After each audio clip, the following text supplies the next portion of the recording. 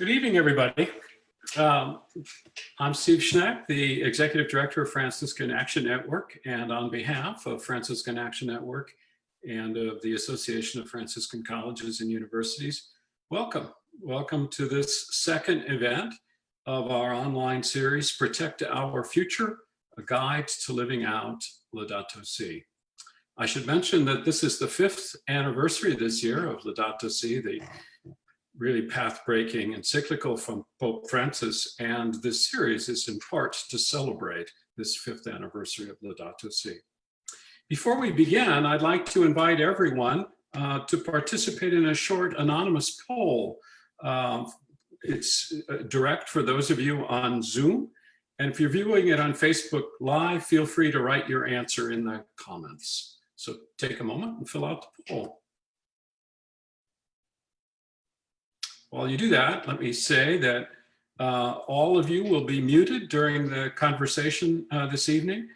To communicate in Zoom, please use the chat box feature that allows you to write comments and to ask questions. We'll also be checking for comments and questions for those of you who are participating via Facebook. And in just a moment or two, we'll see how the poll goes and we'll get started.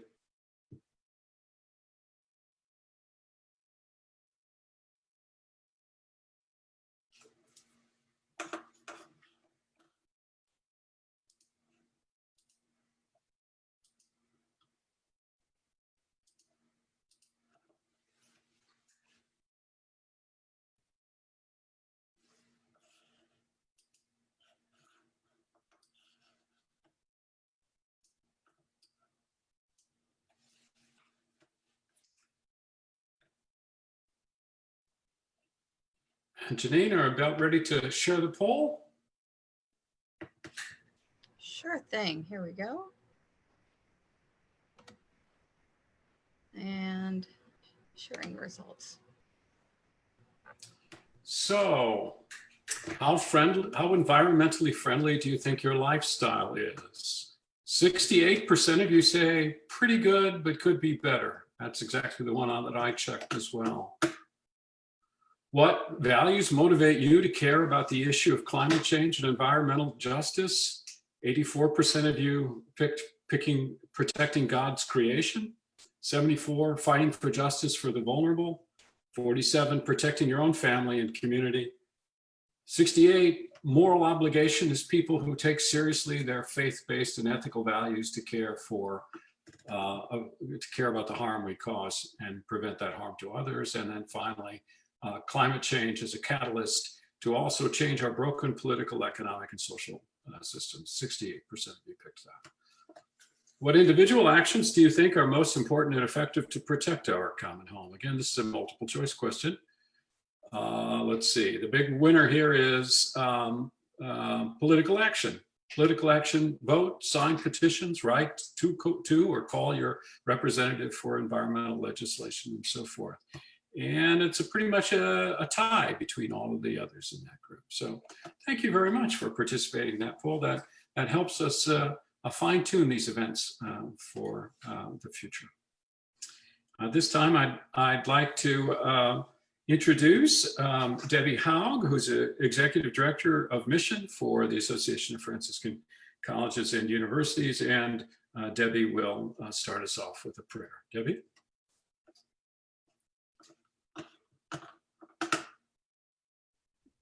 I always do that, keeping myself on mute. Thank you, Steve.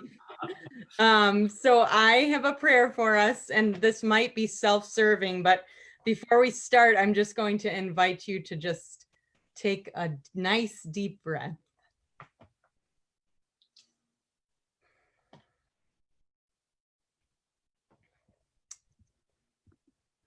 Loving God, creator of heaven and earth and all that is in them, you created us in your image and made us stewards of all your creation, of our common home. You blessed us with the sun, water, and bountiful land so that all might be nourished. Open our minds and touch our hearts so that we may attend to your gift of creation. Help us to be conscious that our common home belongs not only to us, but to all future generations, and that it is our responsibility to preserve it. Amen. Amen. Thank you. All right, so we are so happy to see so many faces and so many people from across the country for our discussion this evening. And before we begin, or as we begin, we have a short little video to share with you to help us all kind of jump in and get us in the Laudato Si mode. So if everyone can just enjoy this 2-minute and 53-second video.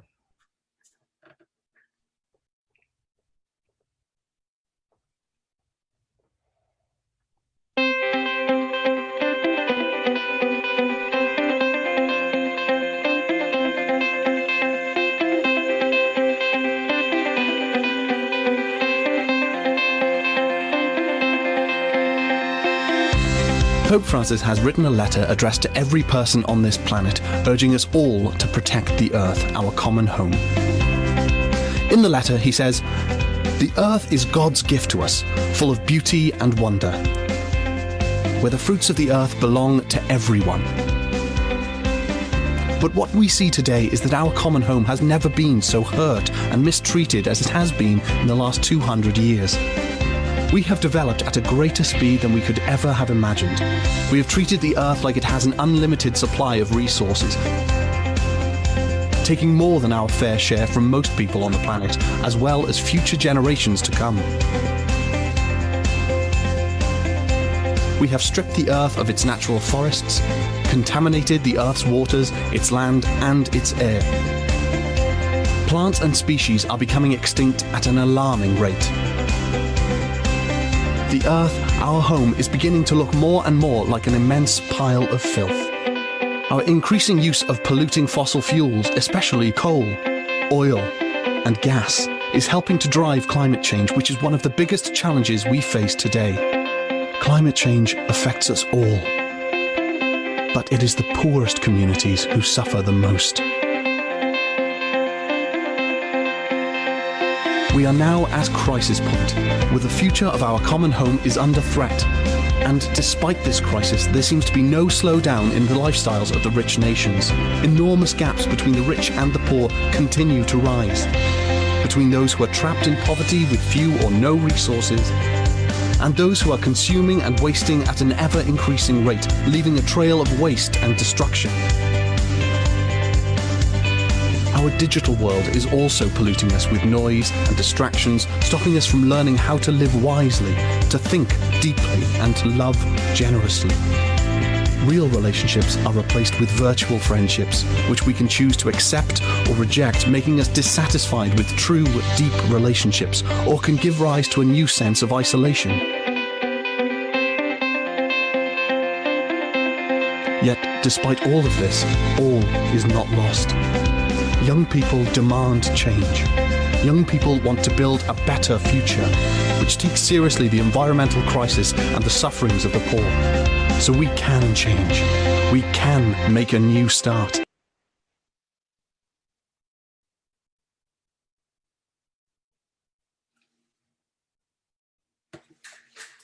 Thank you for that video, Debbie. I thought it was really excellent. A little bit about the format here. We're going to have 2 guest speakers this evening, Kayla Jacobs and Ryan Lents, both fantastic speakers. And I'll introduce each, and they'll talk for a bit, and then there'll be some time for questions. And so let me begin with Kayla. Kayla is the Director of Programs and founder for Laudato Si Ministries for the Diocese of Joliet. Through this ministry, Kayla works with parishes and schools as they implement sustainable practices and teaches people about caring for God's creation and poor and vulnerable people. She lives at the Nativity House Catholic Community. As a community, they run a community garden and provide hospitality and housing to single pregnant women and babies who otherwise would be experiencing homelessness. Her greatest enjoyment is experiencing God's creation in nature through hiking, rock climbing, snowboarding, paddling, and farming. And I just have to say that she warned us in advance that there were goats behind her that we might occasionally hear. So Kayla, take it from there. All right. Hi, everyone. Yeah, as you mentioned, one of our goats is like cranky right now or something, so she's being kind of loud. So if you hear her, I apologize in advance. But yeah, so I'm joining you from Lockport, Illinois, from the Nativity House Catholic Worker, which is where I live. I've lived here for about 2.5 years. There's a small community of us who live here. We have communal meals together every night. We do morning prayer together and night prayer together. And as Steve mentioned, we also run a community supported agriculture, so a CSA that has 10 shares. We also have goats, as I mentioned, for cheese, and chickens for eggs, and bees for honey. And then we also have 2 rooms in our house that we keep dedicated for people who are otherwise experiencing homelessness, who are also pregnant and in a crisis pregnancy situation usually. So that's what my personal life looks like. Yeah, it's a really cool community. I'm really grateful for all my roommates and all of the great work that we do together here in our personal lives. But also mentioned that I am the program director for Laudato Si ministries in the Diocese of Joliet, which is basically here's the Archdiocese of Chicago. The Diocese of Joliet is the 7 counties surrounding it. So it's a really cool diocese because it's really diverse. We have suburban areas. We do have a pretty urban area in the Joliet area, and then also very rural areas as well. Yeah, there's a lot of different cultures wrapped up in one diocese, which is really fun to work in. So our ministry is the newest ministry in our diocese. So I've actually been with the diocese for I think 5.5 years, 6 years, mostly in the Justice and Peace Associate Director position. But over the years working for the diocese, I've been dreaming of starting a new ministry in the diocese that focuses solely on caring for creation. Right around the time I started in the diocese, or shortly after, is when Pope Francis wrote Laudato Si. So that was extra encouragement. And so it took years to be able to accomplish that. A lot of conversations with our Curia Council, with our bishop, and then also finding the funding for it. And so last October, on the Feast of St. Francis, we were able to officially announce that we were starting a new ministry in the diocese, in which I'm the director of now. As mentioned, it's called Laudato Si Ministries, and we focus on helping parishes and schools implement green practices, do a lot of educational stuff, help start community gardens. We're working with Catholic Charities on a community garden, starting a new one at one of their centers.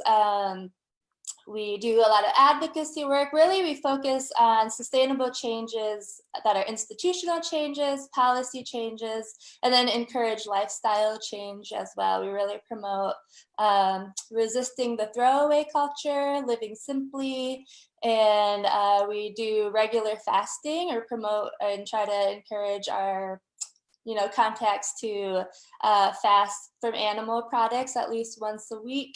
And we do that all in community. We're trying to build a sense of community around, Laudato Si. And it's been received really well in the diocese. I've been really touched by the amount of people who have come out of the woodworks and who've been waiting for a ministry like this to get involved in. So it's been really fun so far. Of course, it's been less than a year, but we've been able to get a lot going in the diocese, so it's been great. So the Nativity House where I live right now is not the first intentional community I've lived in, and I do want to give a shout out to the first one that I lived in, because I know that they're on this call, but it was also a big inspiration of the lifestyle that I'm choosing to live now. So that's Nazareth Farm, which is in West Virginia. And they're a great Catholic community as well, and it's a service retreat center. They do home repair in the area, but they also teach all of their visitors about ecology and caring for creation. And they have a big garden there as well. And yeah, in West Virginia, obviously they are surrounded by a lot of mountaintop removal and fracking, and so they do a lot of activist work around those issues as well. So I just wanted to give them a shout out because I know they're here, and that's really I lived there right when I graduated from college, so that was a big step in the right direction for me, I think, when I graduated. So Ryan, thank you so much. Well, thank you, Kayla. Let me introduce Ryan here just a little bit. Ryan Lents is the director of the Office of Human Dignity and Solidarity for the Archdiocese of Chicago. Ryan has a lifelong passion for environmental justice. After studying landscape architecture at Ball State University, he served for a year at Nazareth Farm, which Kayla just shouted out to, an organization that educates young people about stewardship and simplicity, along with prayer, service, and community. In his current role with the Archdiocese of Chicago, Ryan works with parishes and people of faith on a wide range of initiatives, including justice, education, and programming, advocacy, and fostering partnerships and collaboration between local, state, and national organizations working on issues of Catholic social teaching, including, of course, care for God's creation and implementing the vision of Laudato Si. Ryan graduated from Catholic Theological Union in 2018 with a master's degree in justice ministry and with an emphasis on racial justice, reconciliation, and peace building. Ryan also serves on the leadership team of Chicago ROAR, the regional program of Crossroads anti-racism organizing and training. He and his family reside in Chicago's Bridgeport neighborhood. Ryan? Hey, thanks, Steve. Good evening, everybody. Good to be with you all. Yeah, so I am sitting here tonight in Bridgeport neighborhood in Chicago, about 30 miles northeast of where Kayla is. And yeah, it's just funny hearing Kayla tell a little bit about her story. It's like it's funny how I feel like a lot of our life footsteps have kind of overlapped in a lot of ways. As Steve mentioned in the intro, also had the privilege of being in Nazareth Farm for a year on the staff about 15 years ago. Crazy to think 15 years ago. Which was a place that I really had the gift of being an intentional community and really living out Catholic social teaching in a really radical and integrated way. And it's an experience that years later still speaks to me in really powerful ways. Also had the privilege of being in relationship with Debbie Haug. She was my campus minister at Ball State when I was a student there. And so the community there was also an introduction to just the importance of community in my life. And I don't have goats and I don't have a CSA, but I do live in intentional community with my family and another family that we've lived together for about 7 years. And so I think that idea of having a shared life together and embracing simplicity and really having kind of a supportive home environment that allows us to live out our gospel values in a more integrated and intentional way is one that continually challenges me and one that gives a great deal of life and focus to me. So I work here in the Archdiocese of Chicago. I'm the director of the Office of Human Dignity and Solidarity, which is our peace and justice office for the diocese. And I started this role about 4 years ago. So it was about a year after Laudato Si came out. And I was fortunate enough here that there was kind of a core group of some leaders that had already started to kind of gather together and really explore the message of Laudato Si and the message that it can bring to our larger church. And so one of the great blessings of my work over the last 4 years has been working with this group. One of the things that we did early on was have some listening sessions with parishes around the Archdiocese. We have over 300 parishes in the Archdiocese, so it's a huge Catholic community in a relatively small space. And so we were able to have a series of conversations about just how the integral ecology challenges us to live out our values and our faith in a more holistic way, and how to bring that to our communities. And so from that, we've really engaged in what it means to be involved in advocacy, how to promote just public policies that will protect our common home, how to engage in education, how we can continually learn from the encyclical and all of the aspects of environmental justice. And especially what I appreciate about Laudato Si is, the mantra of that message is that everything is connected, right? So, in the moment of COVID-19 that we're facing, like how is environmental degradation connected to the pandemic that we're in? How is it connected to the racism that we're seeing, that we're having such a powerful reckoning conversation around right now? We've also had a lot of opportunities to create spaces of prayer, integrating our spirituality and our faith and the liturgy with caring for God's creation. And then the last one really being just around, like again with education, like what are ways that we can learn from one another and bring our experiences forward. So it's been a wonderful blessing to be involved in this ministry for the last 4 years.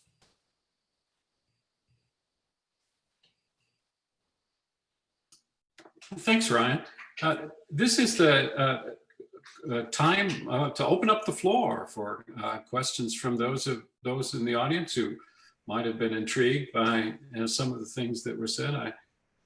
Please use the chat box to write the questions to us, and Janine will read them. Perhaps I could take the privilege of asking though the first question. And this is actually addressed to both Kayla and to Ryan. It sounds like both of you were, in a sense, already committed to something like integral ecology, even before Laudato Si appeared.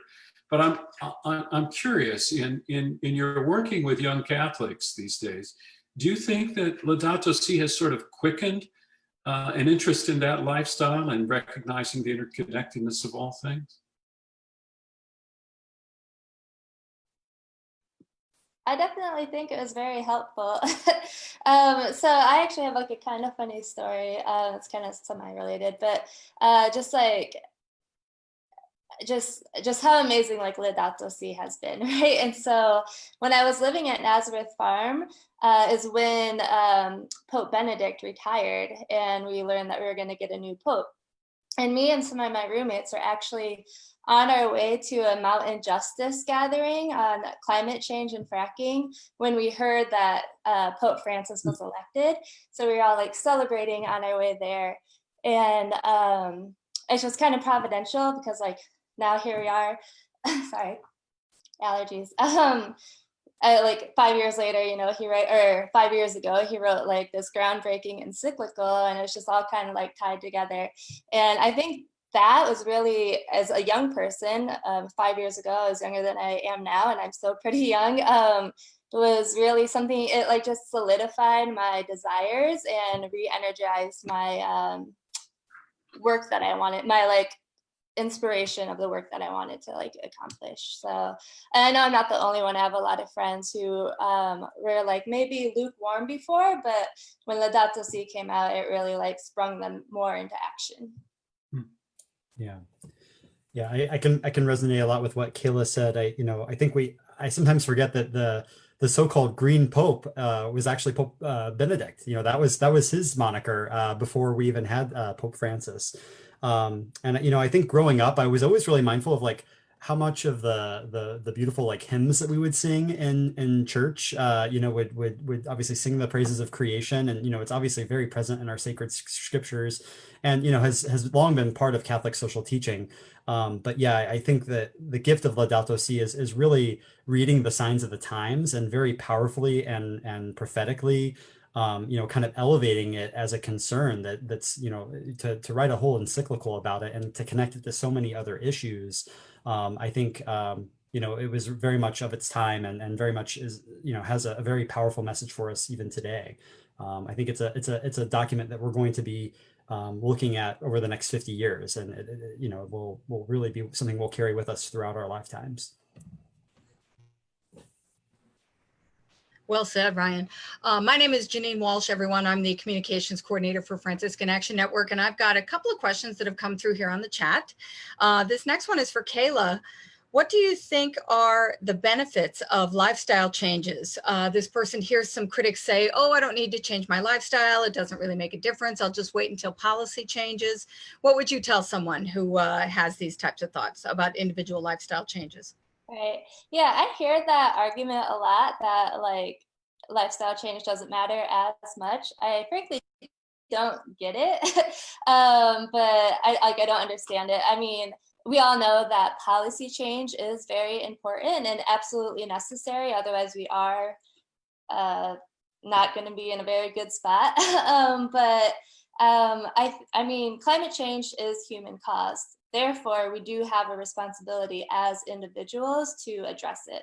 It's like the short answer that every action that we do, and especially as Catholics, needs to be motivated by our convictions.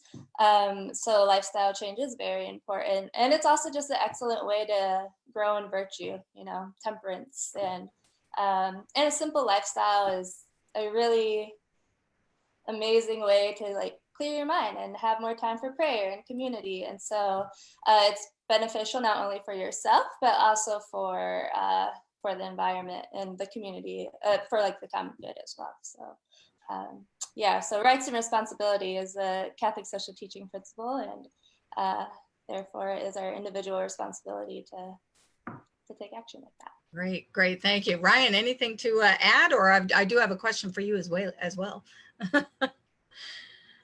Yeah, I think, you know, I think part of it is it's about, you know, living, as Kayla mentioned, it's about living out our values in an authentic way. And, you know, I think that in the similar way that both of us have, like had experience of intentional community, you know, I think for me, it's a both and kind of thing. You know, I think that the work of policy change is absolutely critical, and we need to get systems and institutions on board with a vision of justice that helps to bring forth, you know, the change that we need.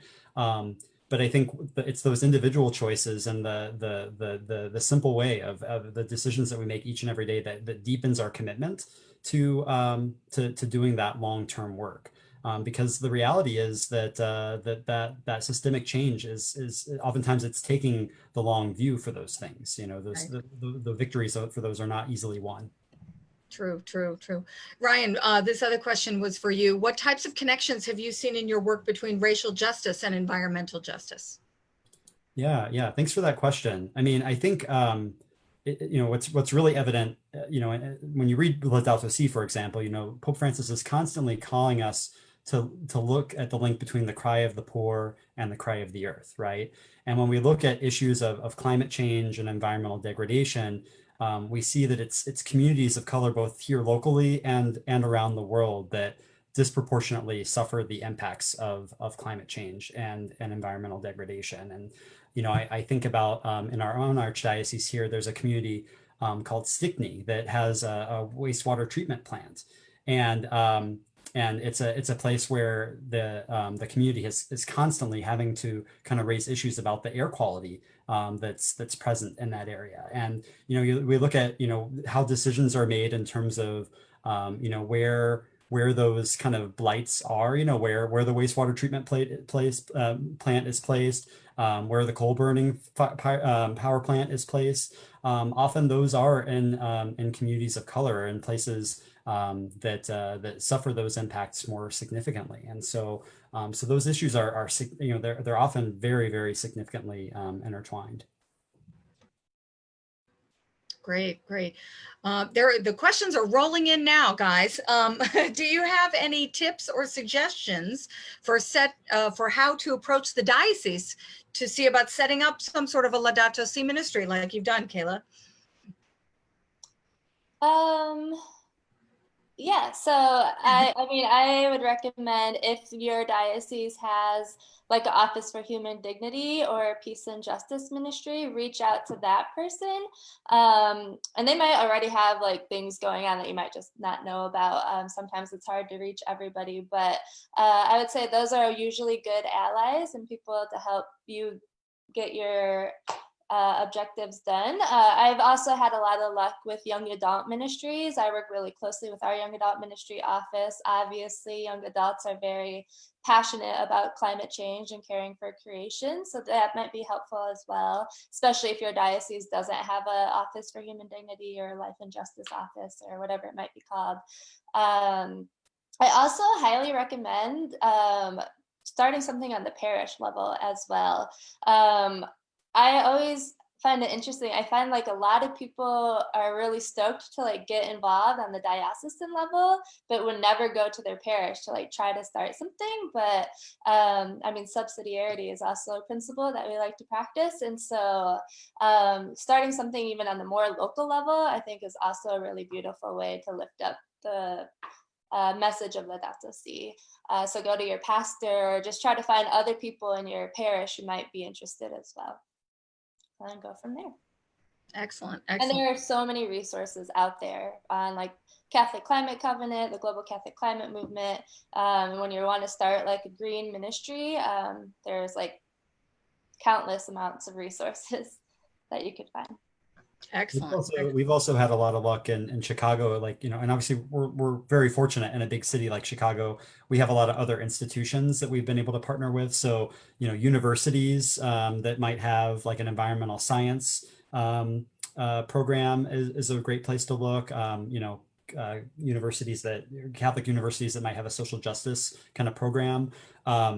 Also, other ecumenical and interreligious groups too. The Interfaith Power and Light affiliate for Illinois is called Faith in Place here. They do amazing work throughout the state. Looking beyond just the Catholic sphere as well can be a good way to find folks to do the work with. And I would second what Kayla said too about, start where you are. Like I think a lot of times as Catholics, we have the top down kind of hierarchical mindset, and that sometimes kind of limits our creativity, and it can prevent us from really thinking about what we can do where we are.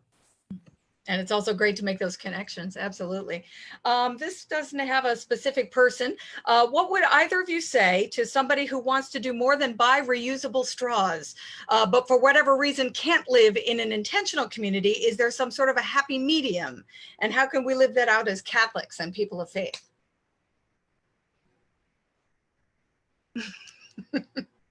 I don't know what a happy medium would be, because it's really like individual thing. Like, of course, not everybody is going to live in an intentional community. I mean, I guess that'd be cool, but it's not realistic. And so I wouldn't downplay the reusable straws either. That's a big impact. But I would recommend, as I mentioned before, I'm really focused on building habits, like virtue building, and trying to help people focus on that. And so that takes time. So it's hard to jump from like just reusable straws to like going to meet with your legislators every 2 months or something. And so I would say just slowly work different things in, tie it to your prayer life, try to build good habits, and yeah, then you're golden. And the fact that you want to do it is just like good in and of itself as well. Ryan? I think one of the things I try to reflect on too is, we all make purchases. We all make economic choices each and every day within our budget, what we invest in, what we spend our money on.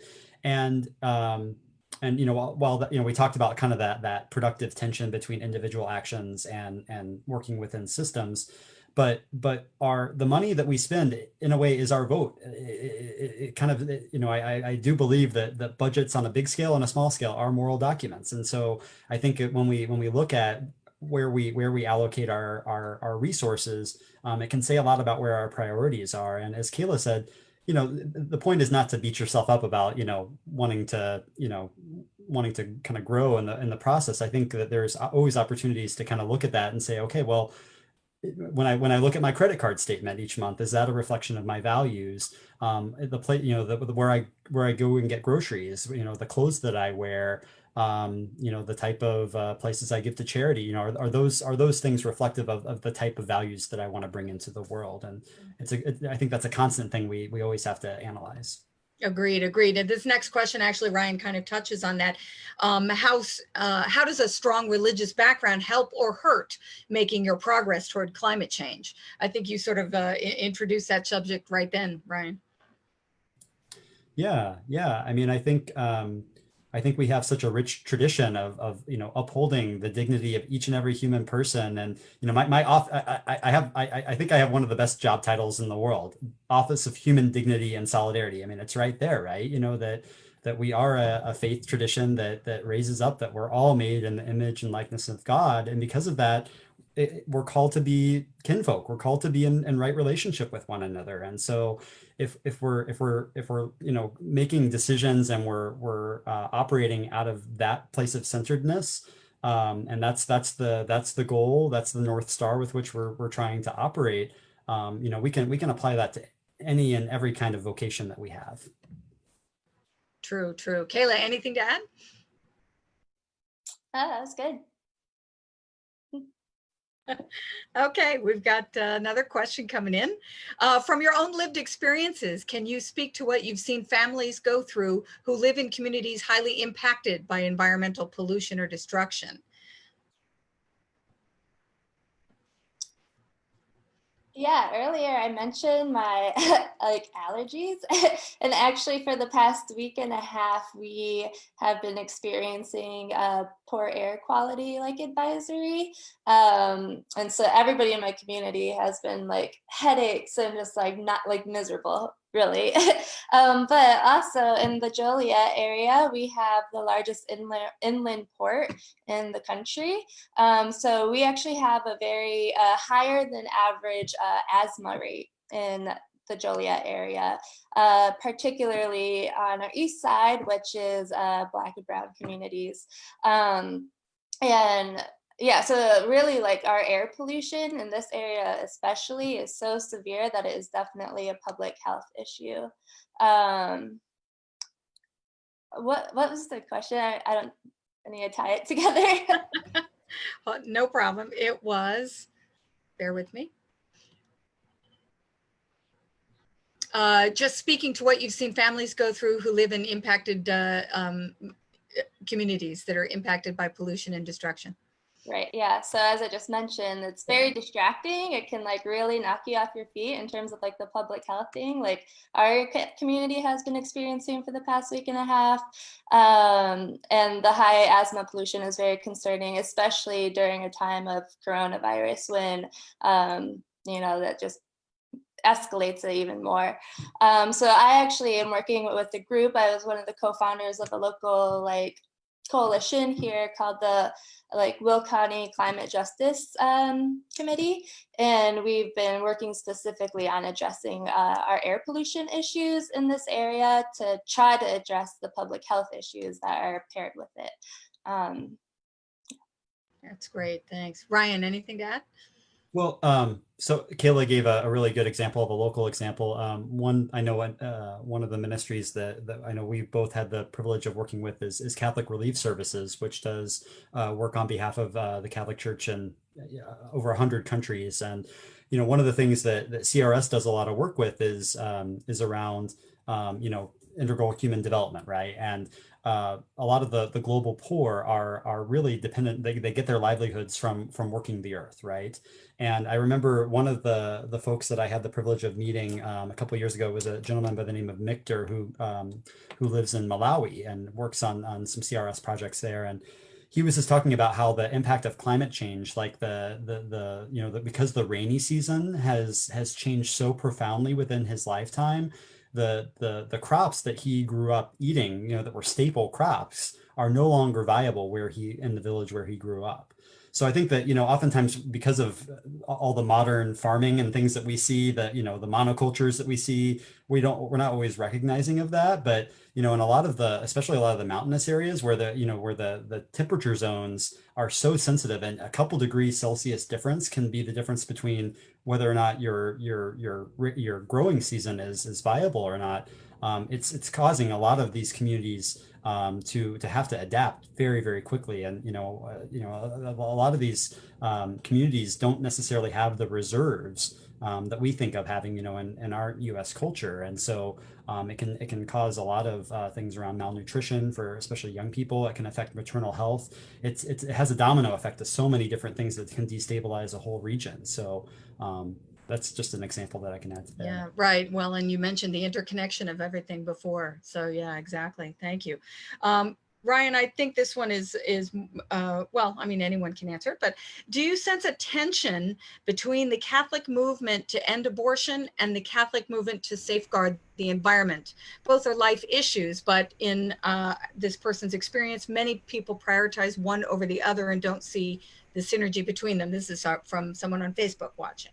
Yeah. Thanks for that question. I mean, I can speak from the perspective of our office. We look at the dignity of the human person from the moment of conception to the moment of natural death, and every moment in between. And I think that oftentimes one of the challenges we have is that so many of these issues do get so politicized and get often in the way of having like meaningful conversation about common ground that we can really build. I think that I do think that sometimes you encounter certain people that maybe are just really zeroed in on one particular issue, and it's like that and nothing else. But I think most people, if you can actually find a space for meaningful conversation, I think you always got to find places of commonality. I think one of the challenges that we've had maybe with environmental justice is a lot of times the images are around, melting ice caps and polar bears. But when I talk about care for our common home, I'm talking about a future for my children, for my children's children. It is a life issue because it impacts every human living on this planet. And so I think if we can find language that helps to discover like where we can find a place of common values, oftentimes it moves from being a debate and doesn't get us so stuck in the weeds where it comes to that political piece. I mean, the challenge is like, when we look at the richness of Catholic social teaching, it doesn't fit within, the binary of left, right, or Republican, Democrat. So I try to move beyond getting stuck in that place, but it takes a willingness to kind of enter into that discomfort, I think. Yeah, agreed. And it's a challenge. Kayla, I'm going to direct. Oh, did you have something else to add? Go ahead. I was going to say Laudato Si is one of the most pro-life documents I've ever read, and he addresses it like abortion in Laudato Si, and a lot of the conversations I've been having with some of our Respect Life leaders in the diocese have been really focused. I think a good touching point is the impact of climate change on pregnant women. It's pretty severe on birth defects. And so that's definitely, if you're trying to have this conversation with pro-life people who are more focused on pro-life issues, I definitely recommend going that approach because it's a very important issue. And it definitely touches on. That's a great connection. Yeah. Don't unmute yourself again, Kayla. I'm going to direct this one at you. We've got Brett who has said there's a group of newly retired single women in his parish who are considering living together in a community for a host of different reasons, including the environment. And do you have resources or suggested groups that might help them not reinvent the wheel? There are so many different types of intentional communities. I would just recommend reaching out to people who live in some. Like I've mentioned, I've lived in other Catholic workers before in different communities, and they've all have looked at different. So I think you need to, as a group, discern what you want your community to look like. Have a mission for yourself, even if you don't have if we run a house of hospitality, even if you don't have something like that, still have a mission for yourself. Decide how many times a day you want to pray together and stuff like that. But I just highly recommend getting the input from other people who have lived in community before or currently do as well. Great, thank you. Okay, let's see. Ryan and Kayla you both mentioned embracing simplicity. This is my question. What is your experience embracing simplicity in such a complex world, telling us we always need more to be happy? And how do you think living an environmentally friendly lifestyle has affected your own sense of fulfillment and joy in your work? I can take a crack at that. I guess, Sure. First of all, I want to kind of qualify by saying I'm not an expert. Like I think I fall into bad habits of consumption and wastefulness as much as anybody else. But I think, certainly the gift of living at a place like Nazareth Farm, certainly living in community now, is realizing that, it's really about where you place your treasure. If you're really stuck with the mindset of kind of, the things that you own kind of giving you satisfaction and joy, those things really end up owning you in a sense. And there's never really a sense of satisfaction of how much is enough. And so I think, centering relationships and centering a life of gratitude that recognizes the bounty that we have in our lives, whether it's in relationships, whether it's the beauty of the earth, the possessions that we do have, right? Like I think it gives us, it takes us out of the center, and it helps us to also really look at, okay, how can we be of service? How can we help to be more centered in our values. And I mean, I think that's a daily challenge. I think it's very tough because we live in a world of one day shipping and one click purchases. It's so easy to get kind of to fall into that pit. And so again, I think looking, what I would say before about kind of analyzing our purchases, but then also like looking at just like, I think it's also a question of time too. Where do we invest our time? Kayla?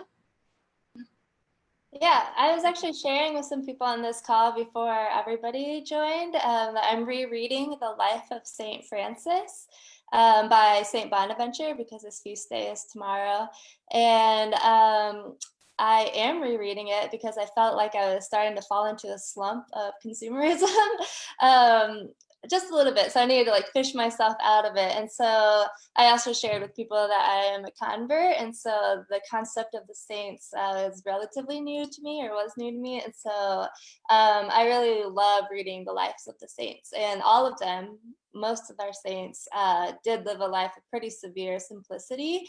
So if you need some like inspiration, or you feel like you're being inundated by all of like these like advertisements and like social media or whatever, I would say just like turn all that off if you can, and just like pick up a book about a saint and get some inspiration from their life.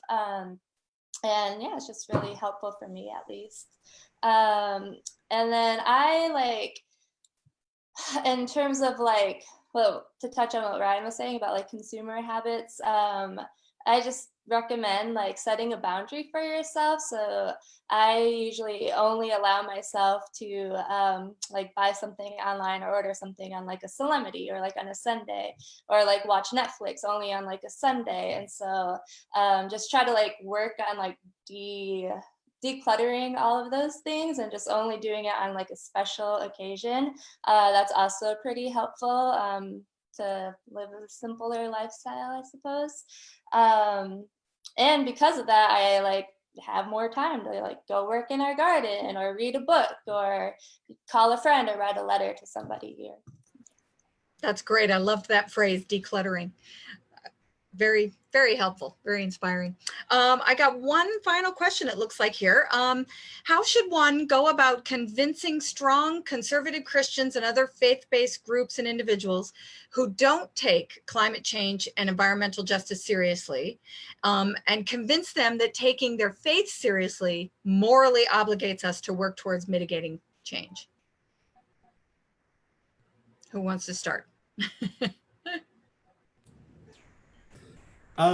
Yeah, it's a challenging question. I think that I think a lot of times we get stuck in echo chambers, and regardless of kind of what your political stripes are, I think that it's easy to be so convinced that we're right. And I think that what I've found in spaces, and this is something I'm trying to learn in my own life. I don't claim to be an expert on this, but I do find that when you listen, it's hard for some people to stay angry at you. So like if you create a space where you can listen with attention, and people and they know that you're hearing you, and even if at the end of the day there's disagreement, there can be a place of mutual respect. And so I think modeling that and kind of putting that out in the world is really, really important. And I think part of it too is like, I think about like a lot of the reasons why we want to ascribe to environmental justice and caring for our common home, there's a lot of really, beyond just the ethic of caring for the earth. There's economic reasons for it. There are there's other practical reasons why, so people can come at it from multiple directions. And so I think, part of it is just kind of knowing, being kind of centered in your own motivations and your own reasons. And again, trying to find a place of common ground. And I think part of it is like, our own, I think our own witness of what we put out in the world is far more effective than any kind of arguments or debate kind of, stances that we're going to take. If we're just a jerk to people, that's not going to cause any opportunity for conversion or changing or softening of hearts. If people tend to just kind of dig their heels in. So true. So true. Kayla, do you have anything to add? No, that's pretty good. Definitely our actions speak louder than words, that phrase. It's just true. So setting that example. And then, we work a lot with community organizers, both Ryan and I do. And a big tool that we use is one-on-ones. And so sitting down and having a one-on-one conversation with people, I think is the most effective thing you can do, rather than like what Ryan was saying, like having like a Facebook argument or just like preaching to somebody. But sitting down, listening, having a one-on-one conversation is what truly converts hearts, as well as a good example. Yeah, great idea. Actually, just a shameless plug here. Franciscan Action Network actually does have some instructions and resources for you if you want to figure out what a one-on-one meeting is, and how to conduct one. It looks like we had one more question come in here. The ecological crisis, Pope Francis writes, is a summons to profound interior conversion. What does this mean to you? And related to this call for conversion, what are some ideas you have for how we might go about renewing our relationships with God, with one another, with the created world?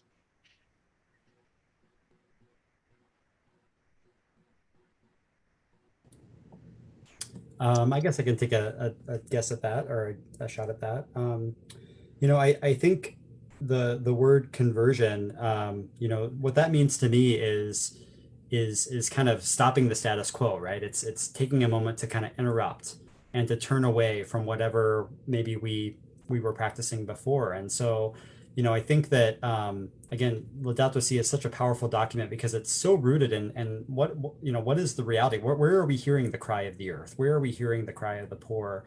And I think that this is such a fast-paced world that we live in.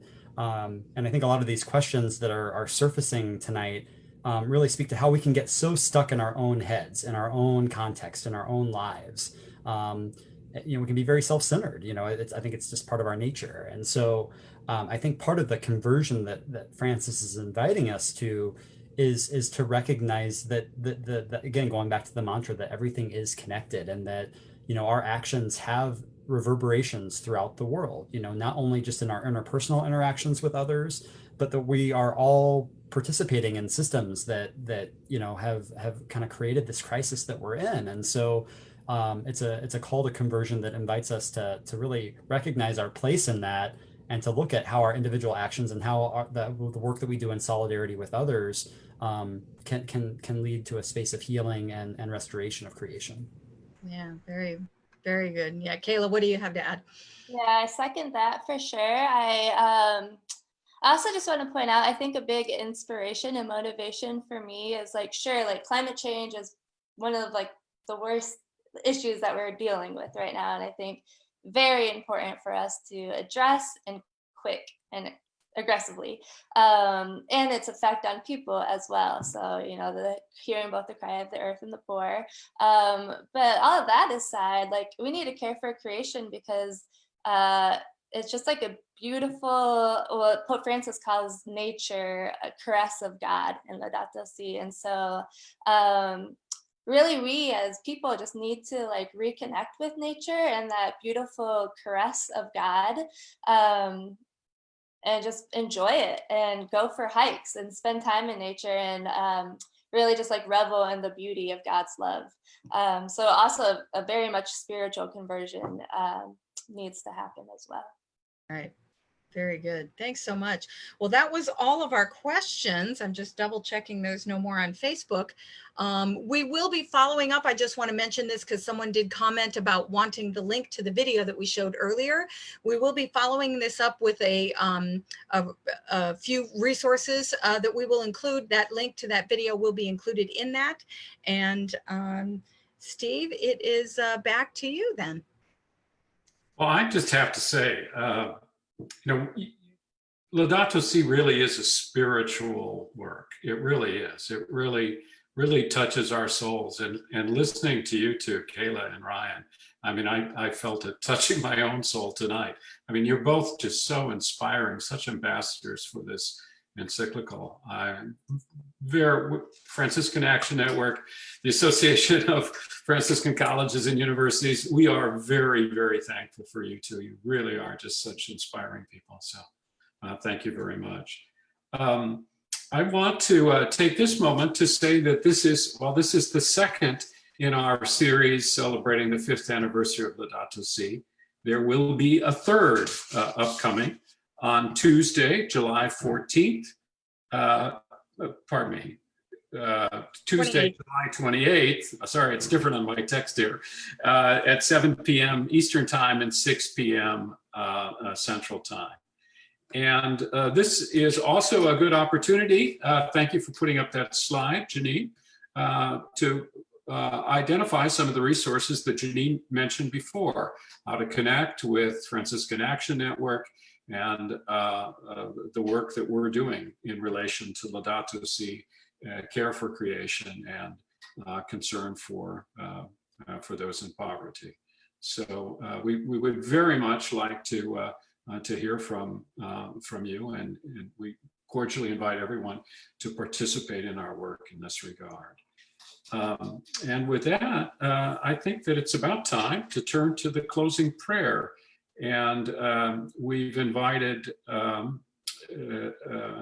Lennon Karma, Franciscan Action Network intern, to lead us in the closing prayer this evening. Lennon? Steve will actually be Nolan reading it. Oh, it will be Nolan. Okay. We are identical brothers, so it's not his fault for getting us mixed up. No problem. I do not mind at all. I love how you switch back and forth just to confuse me. That was the whole idea. So everybody who attended the last talk would think that it was the same person doing the prayer, and really it's somebody different. Thank you, Kayla and Ryan, for a wonderful webinar. I enjoyed it so much, and I feel like my brother and I asked some challenging questions in the chat, so I appreciate you guys taking it on, trying to answer some of those. So with the closing prayer, and in the name of the Father, and the Son, and the Holy Spirit, amen. Loving God, may we help each person secure the food and resources that they need. Be present to those in need in these trying times, especially the poorest and those most at risk of being left behind. Transform our fear, anxiety, and feelings of isolation into hope, so that we may experience a true conversion of the heart. Help us to show creative solidarity in addressing the consequences of this global pandemic. Make us courageous to embrace the changes that are needed in search of the common good. Now, more than ever, may we feel that we are all interconnected in our efforts to lift up the cry of the earth and the cry of the poor. We make our prayer through Christ our Lord. Amen. And in the name of the Father, and the Son, and the Holy Spirit. Amen. Thank you. Thanks, Nolan. And with that, we come to a close. I want to once again especially thank our two speakers, Kayla and Ryan, for really an extraordinary discussion with us this evening. I encourage everyone to join us on the 28th for the third in this series celebrating Laudato Si.